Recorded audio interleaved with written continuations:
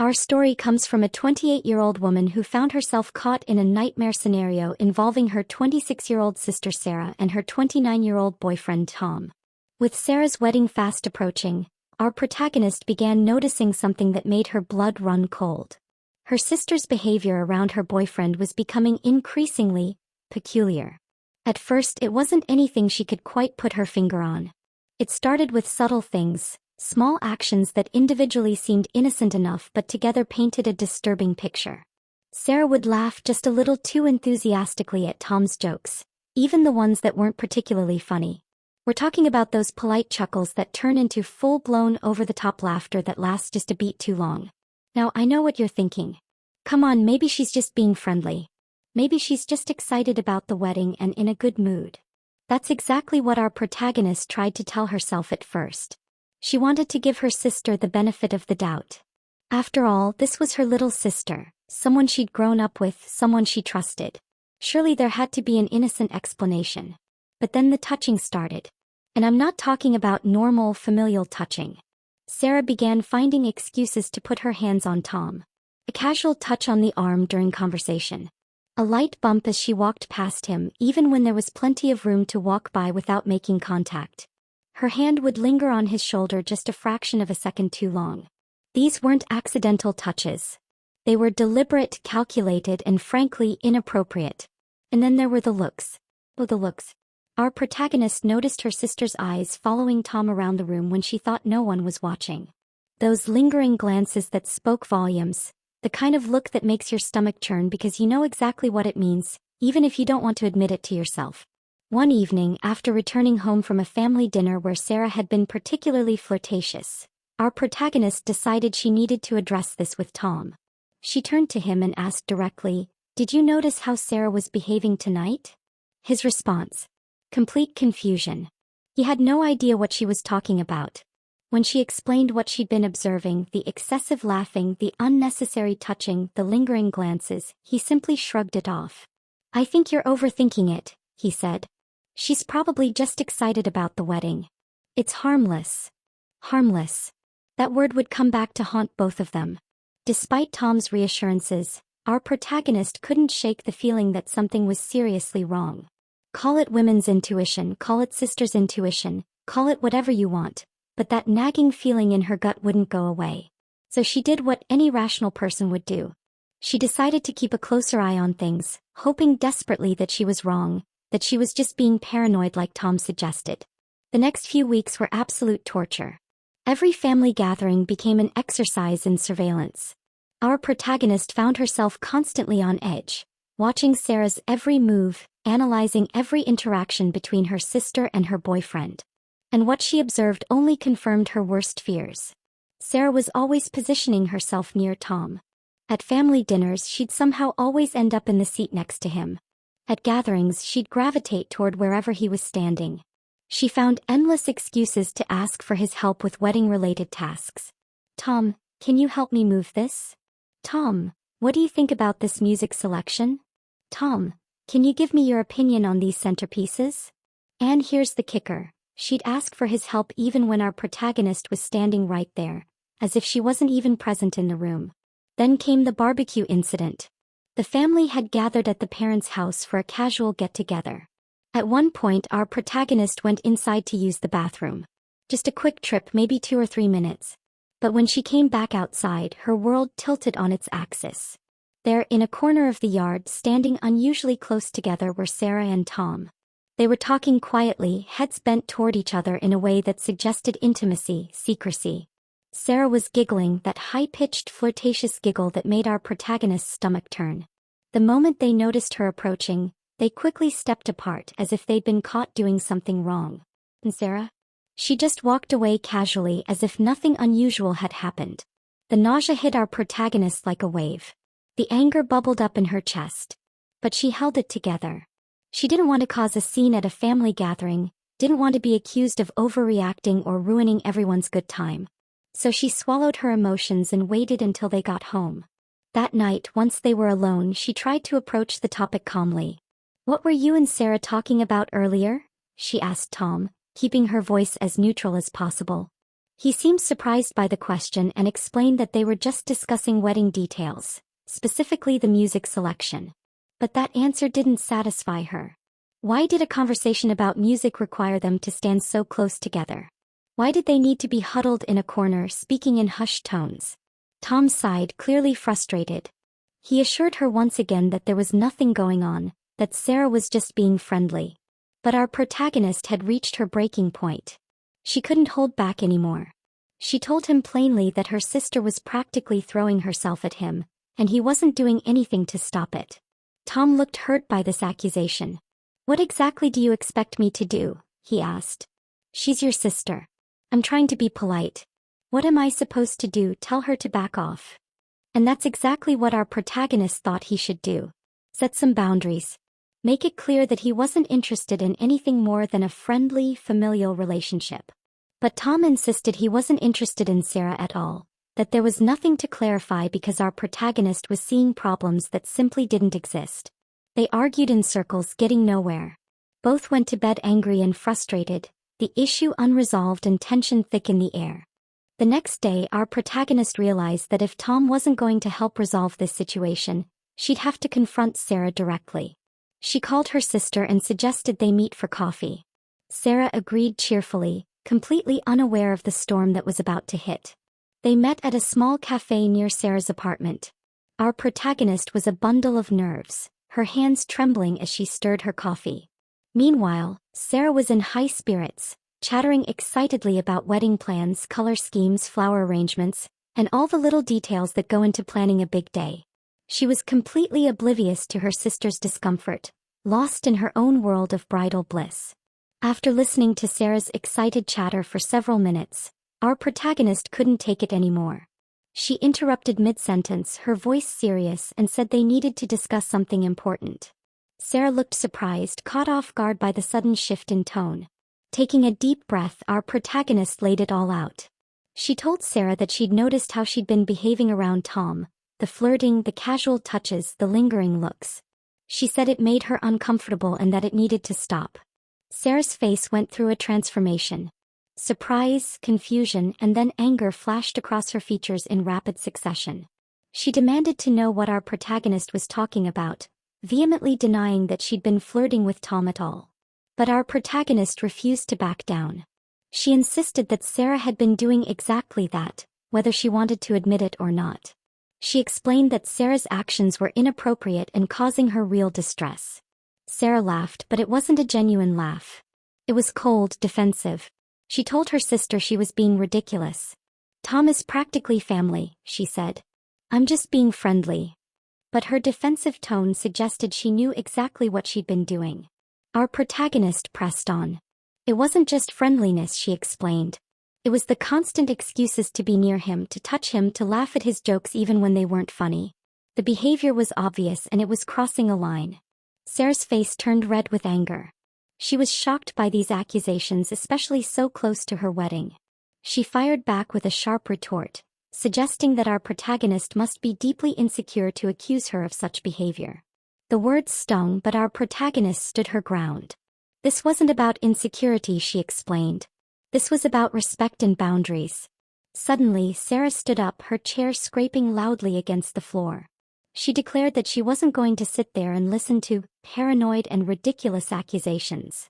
If her sister couldn't trust her, Sarah said, then that was her problem, not Sarah's. With that, she stormed out of the cafe, leaving our protagonist alone with a swirling mess of emotions. Had she overreacted? Was she really just being paranoid? The doubts crept in, as they always do when everyone around you is telling you that you're wrong.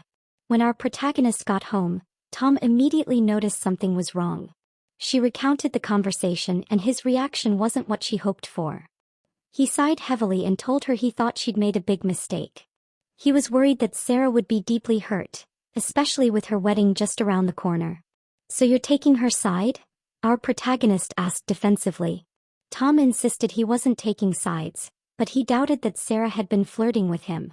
And even if she had been, which he found unlikely, confronting her so directly wasn't the best way to handle it.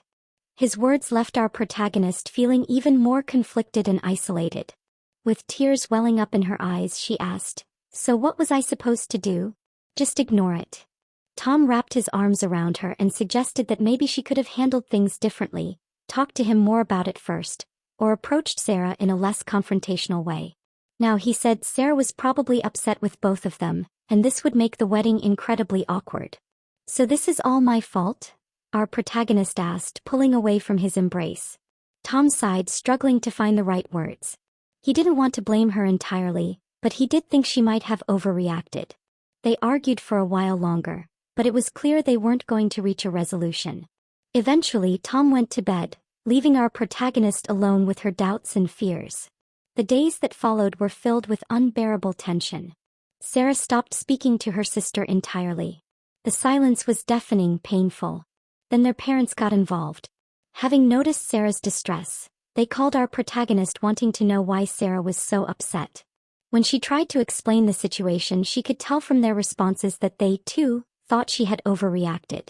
Suddenly, she wasn't just isolated from her sister and questioning her relationship with Tom. Now her parents were disappointed in her too.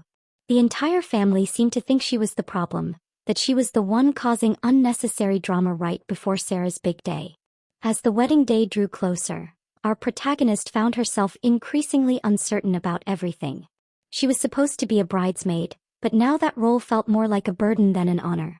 She wasn't even sure if Sarah still wanted her in the wedding. Tom, however, was still invited, and he suggested they both attend to show there were no hard feelings.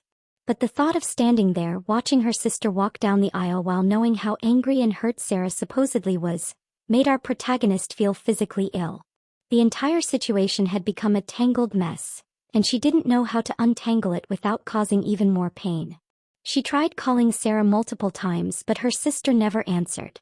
She left voicemails apologizing, saying they should talk, but Sarah remained silent. She even went to Sarah's apartment, but Sarah closed the door in her face.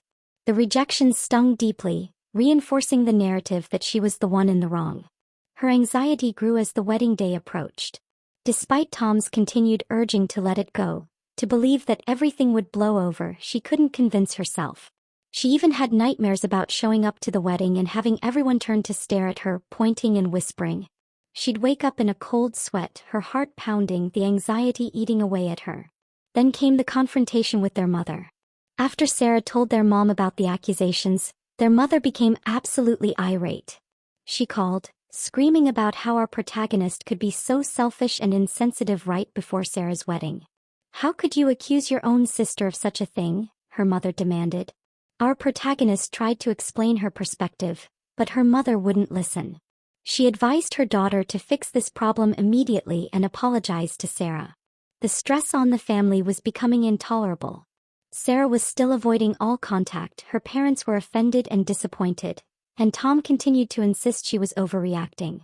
Our protagonist felt more depressed and isolated than ever before. Everyone in her life was telling her she was wrong, that she was seeing things that weren't there, that she was causing problems where none existed. But then 1 week before the wedding, everything changed. And I mean everything. Our protagonist decided to visit her parents' house to try one more time to straighten things out. As she approached the front door, she heard muffled voices coming from the side of the house. Curiosity got the better of her and she walked around to the garden. What she saw next would be permanently burned into her memory. There, partially hidden behind a large plant, were Sarah and Tom. But they weren't just talking. They were locked in a passionate embrace, kissing intensely. Sarah's legs were wrapped around Tom's waist. His hand was underneath her top. They were so completely absorbed in each other that they didn't even notice her standing there, frozen in shock. The sensation was like being punched in the stomach. All the air left her lungs. For a moment she couldn't move, couldn't speak, couldn't even process what she was seeing. But as the reality sank in, a powerful wave of anger and betrayal surged through her body. She found her voice and screamed, "What the hell is this?" The reaction was immediate. Both Sarah and Tom jumped apart, their faces showing pure guilt and panic. Sarah's face drained of all color, turning ghostly pale. Tom fumbled for words, stammering out the most cliché line imaginable. "It's not what it looks like." But it was exactly what it looked like. Every suspicion, every gut feeling, every observation that everyone had dismissed as paranoia was confirmed in that single devastating moment. Tears began streaming down our protagonist's face. "How could you?" she choked out. "My own sister and my boyfriend." Sarah started crying too, her voice quivering. "I'm so sorry," she sobbed. "We didn't mean for this to happen." But our protagonist couldn't stand to hear their excuses. The betrayal was too deep, too raw, too painful. Without another word, she turned and ran back to her car. Behind her, she could hear them calling her name, begging her to come back, but their voices faded as she drove away, her mind spinning with disbelief and hurt. As she sped down the road, her phone began ringing incessantly. First Tom, then Sarah, then her mother. She couldn't bring herself to answer any of them. The pain was too fresh, too overwhelming. How could she possibly explain to her mother what she'd just witnessed? How could she face anyone in that moment? When she finally arrived home, she felt completely numb. Moving on autopilot, she immediately began packing a bag with clothes and essentials. She couldn't stay in that house, the house she'd shared with Tom. Every item reminded her of the life she thought she had, the relationship she thought was solid, the trust that had been completely shattered. She sent Tom a final text message: "We're done. Don't try to contact me again." Then she turned off her phone, cutting off all communication, and left for a hotel in a nearby city. Sitting in that anonymous hotel room, our protagonist tried to process what had happened. The wedding was just days away. Her relationship was destroyed. The bond with her sister, which had been strong her entire life, now seemed irreparably damaged. Her entire world had been turned upside down in a matter of hours. And here's the thing that hurt almost as much as the betrayal itself. Everyone had made her feel crazy for suspecting something was wrong.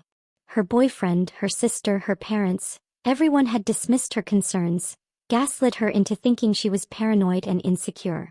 But in the end, she was right all along. Every instinct had been correct. Every suspicion had been justified. But there was one person who still didn't know the truth. One person who deserved to know what kind of person he was about to marry. After spending several days in a fog, trying to process the devastation, our protagonist made the difficult decision to call Mark, Sarah's fiancé. When Mark answered the phone, he sounded confused. "What's going on?" he asked. "Sarah's been in a terrible state. She says you've disappeared and aren't responding to anyone." Taking a deep breath, our protagonist began to explain everything. She told him about her initial suspicions, how everyone had dismissed her concerns and made her feel crazy. She described the scene at the family barbecue, her confrontation with Sarah at the cafe, and the family fallout that followed. Then finally she told him about what she'd witnessed in her parents' garden. Sarah and Tom locked in that passionate embrace, completely lost in each other. Mark listened quietly throughout the entire story. He didn't interrupt, only occasionally making a small sound to acknowledge he was still there, absorbing every painful detail. When she finally finished, there was a long, heavy silence on the other end of the line. Then, in a controlled, measured voice, Mark simply thanked her for telling him. He said he needed some time to process this information, and then he ended the call. Our protagonist sat there afterward, staring at her phone, wondering what Mark would do with this information. As the wedding day approached, she heard nothing from Mark or from anyone else in her family. Sarah had stopped trying to contact her, and our protagonist began to suspect that Sarah had somehow convinced Mark to forgive her. The thought made her physically ill.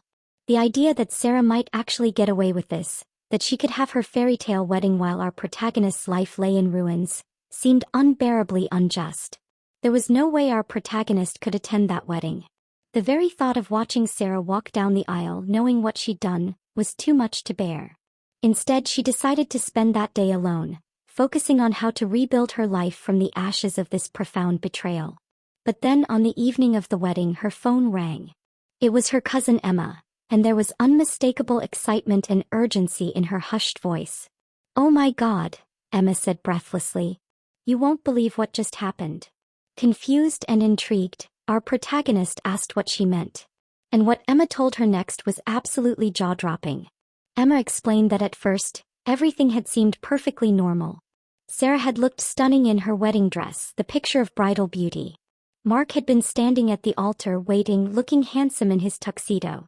The guests were seated, the music was playing, and the ceremony was beginning exactly as planned. But when it came time for the vows, Mark did something completely unexpected. He stepped forward and announced that he had something to say. The church went silent. Every eye turned to Mark, wondering what this deviation from the script meant. And then Mark dropped the bomb. He declared in front of all the assembled guests that he couldn't go through with the wedding.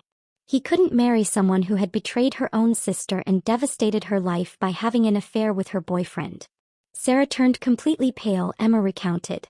The color drained from her face as if someone had literally pulled the plug on her life force.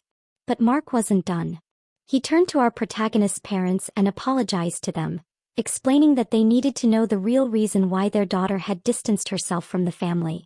He told them about Sarah and Tom's affair, about the lies and manipulation, about how they'd all made our protagonist feel crazy for noticing what was happening right under everyone's noses.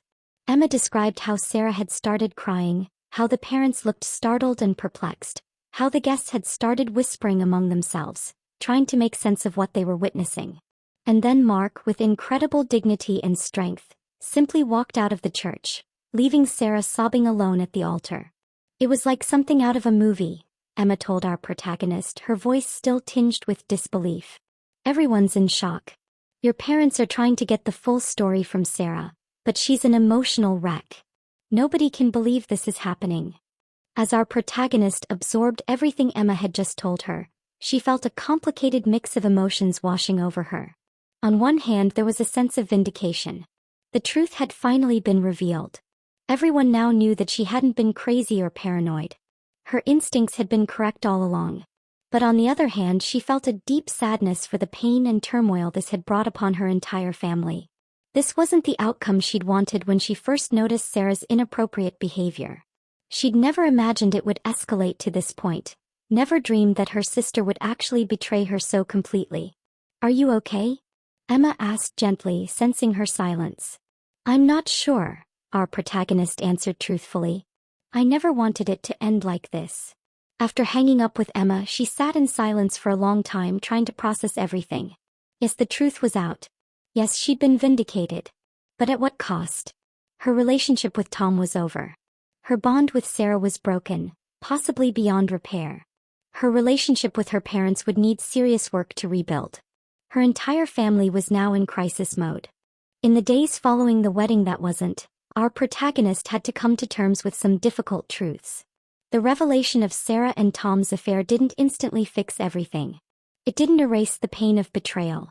It didn't automatically heal the rifts that had formed in her family. The truth being out in the open was just the first step on what she knew would be a long road to healing. She realized that although she'd been vindicated, although everyone now knew she'd been right all along, it didn't bring her the satisfaction she might have expected. Instead, she felt a deep sadness for everyone involved. For Mark, who'd been betrayed and humiliated. For her parents, who had to grapple with the reality that one daughter had deeply hurt the other. For herself, who had lost both a sister and a boyfriend in one devastating blow. But there was also a sense of relief.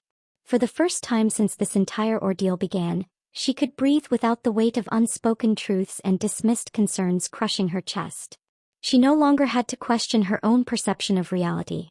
She no longer had to wonder if she was crazy or paranoid. Her gut instinct had been correct from the very beginning, and now everyone knew it. The experience taught her some valuable lessons that she wanted to share with others who might find themselves in similar situations. First and foremost, trust your instincts. When something feels off, when your gut is telling you that something isn't right, don't let other people gaslight you into dismissing those feelings. Your intuition exists for a reason. It's your subconscious mind picking up on patterns and behaviors that your conscious mind might not fully process. Second lesson.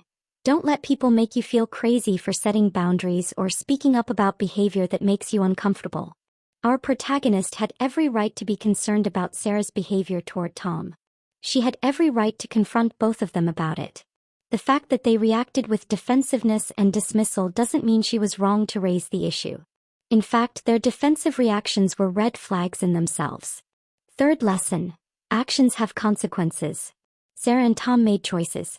They chose to betray someone they supposedly loved. They chose to lie and manipulate. They chose to make our protagonist feel crazy rather than taking responsibility for their inappropriate behavior. And those choices had consequences. Mark walking out of that wedding was a direct result of their actions, not of our protagonist exposing those actions. Our protagonist acknowledged that she still had a long journey ahead of her. Eventually, she would need to face her family and have some difficult conversations. Her parents would likely have questions and might need time to fully process what had happened. There might be attempts at reconciliation with Sarah, though whether that relationship could ever be repaired remained to be seen. As for Tom, that chapter was closed. The trust that forms the foundation of any relationship had been completely shattered. There was no coming back from that level of betrayal. Moving forward meant moving forward without him, and while that was painful, it was also necessary for her healing. She also reflected on the support she'd received from people online who had followed her story. The encouragement from strangers who believed her when her own family didn't, who validated her feelings when everyone around her was dismissing them, had been invaluable during her darkest moments. It reminded her that even when you feel completely alone, there are people out there who understand, who have been through similar experiences, who can offer perspective and support. This story serves as a powerful reminder of several important truths. First, gaslighting is real and it can come from the people closest to you. When someone makes you doubt your own perceptions, your own memories, your own instincts, that's gaslighting. And it's a form of psychological manipulation that can be incredibly damaging. Second, betrayal often comes from unexpected places. We want to trust our family members, our romantic partners, the people we've let into our inner circle. But sometimes, those are exactly the people who hurt us most deeply. That doesn't mean we should stop trusting everyone, but it does mean we should trust ourselves first and foremost. Third, the truth has a way of coming out eventually. Sarah and Tom might have been able to maintain their deception for a while, might have been able to convince everyone that our protagonist was just being paranoid. But ultimately, the truth revealed itself in the most undeniable way possible. And when it did, all their lies and manipulations came crashing down. For anyone watching this who has ever been in a similar situation, who has ever felt like they were going crazy because everyone was telling them they were wrong even though their gut was screaming that something wasn't right, you're not alone. Your feelings are valid. Your instincts matter. Don't let anyone convince you otherwise. And for those who have experienced betrayal from people they loved and trusted, healing is possible. It takes time, it takes work, and it's not a straight path. There will be setbacks and difficult days. But you can rebuild your life, you can learn to trust again, and you can come out stronger on the other side. Our protagonist ended her story by emphasizing the importance of self-trust and self-advocacy. She learned the hard way that sometimes you have to stand alone in your truth, even when everyone around you is telling you you're wrong. She learned that speaking up, even when it's uncomfortable, even when it causes conflict, is sometimes necessary. And she learned that while the truth might hurt in the short term, living with lies and deception hurts far more in the long run. As she continues her healing journey, taking it one day at a time, she carries with her the knowledge that she was strong enough to trust herself when no one else did. She was brave enough to expose the truth when it would have been easier to stay silent. And she was resilient enough to walk away from toxic relationships, even when those relationships were with people she loved. To everyone who has supported her through this journey, she expresses her deepest gratitude. And to everyone facing similar circumstances, she offers this advice. Trust your gut, stand up for yourself, and don't let anyone gaslight you into dismissing your own impressions and feelings. You know what you see. You know what you feel. And you have every right to speak your truth. Thank you all for watching this absolutely wild story. If you haven't already, make sure to hit that subscribe button and turn on notifications so you never miss another shocking real-life story. Drop a comment below sharing your thoughts on this situation. Would you have handled things differently? Have you ever been in a similar situation? Let's discuss in the comments. And remember, sometimes the most important relationship you have is the one with yourself. Protect it. Trust it. Honor it. Because at the end of the day, you're the one who has to live with the choices you make and the truths you accept or deny. Until next time, take care of yourselves, trust your instincts, and never let anyone make you feel crazy for knowing what you know. See you in the next video.